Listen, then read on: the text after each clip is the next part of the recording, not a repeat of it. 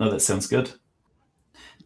So switching to you, Paul, I know that you've got an active Jira instance. Let's give everyone a little bit of a quick peek into that. Let's install Jira and set it up for a particular project. Yeah. Okay. So as Matt said earlier, you select your specific space.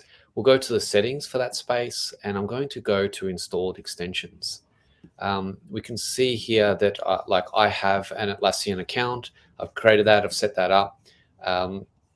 Nothing in here at the moment. It's completely empty, but I want to connect it up to CodeCatalyst. So I'm going to browse that CodeCatalyst catalog of extensions, and I'm going to install the Jira software connector. So this will allow some interactions between CodeCatalyst, such as searching and viewing Jira issues from CodeCatalyst, linking Jira issues to pull requests in CodeCatalyst, sending workflow events to Jira, and send pull request event to Jira issues as well. So I'll go ahead and I'll install that and show what that looks like as an end-to-end configuration item. So we're going to connect to that specific instance, and I'm going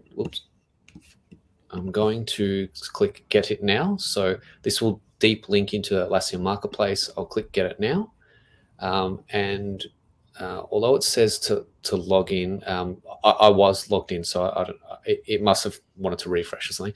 But so I've got this CodeCat Atlassian workspace set up in Jira as it is. And so this is the specific application that I'm going to install that plugin. So I'll install that app, and we'll see that will be reasonably straightforward and simple to go ahead and install. So a couple of clicks of the button, and we'll see that there's some information at the bottom. We see a bit of spinning here, and that will be setting up that connection between both backwards and forwards between CodeCatalyst and between that Jira site that's happening at the moment. So we should see in just a couple of seconds that will come up as a connected site here. We can see here that status has changed to added there. Within CodeCatalyst, I might just give that a refresh, sort of moved backwards and forwards a few times there. Okay, so after we return back from our Atlassian Marketplace, we can see that this dialog's popped up, successfully connected Jira site CodeCat. We can see that Jira site is linked across. If I was to click on that, it deep links me directly into that space, and then we might have like a project. So in this Jira instance, I don't have any projects, but we'll go ahead and we'll create one. I'll just create a Kanban one. I'll just do team manage. That'll be pretty easy. We won't do anything, and we won't connect any repositories or documents. So I'll just go ahead and create that project, just to give a bit of an overview of what that might look like. So I've got my CodeCatalyst board here. And then back over in CodeCatalyst, we're going to link that specific project now to this. So I'm going to link that project.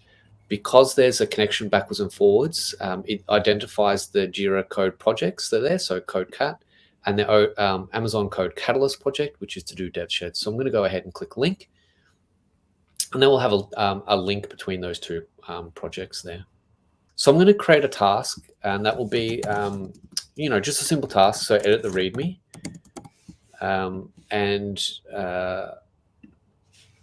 so I've created that task in Jira. I'm using just a Kanban board. I'm going to put that in progress. And what I want to do is link this specific Jira task to the pull request that I'm going to create when I go and edit that code within CodeCatalyst. So if we go to our source repository, I can go through the whole process of setting up a dev environment. But in this example, all I'm going to do is directly edit that README file.